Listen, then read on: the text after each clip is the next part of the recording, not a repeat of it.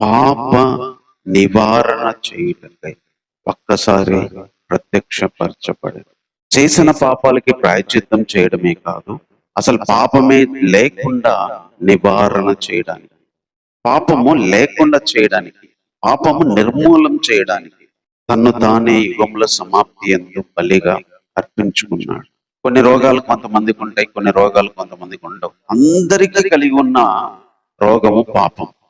ఆదామవలను సృష్టించినప్పుడు పాపం లేదు, పాపం వచ్చింది. ఆ పాపంతో అనేకులు చచ్చిపోతున్నారు, ఆ పాపంతో అనేకులు నరకానికి వెళ్తున్నారు. ఆ పాపము నివారణ చేయాలి.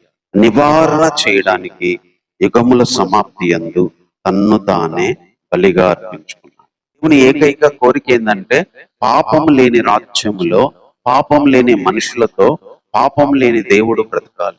ఈ భూమి మీద పాపం లేకుండా చేయాలి, అంతమైపోవాలి, పాపమే కనపడకూడదు.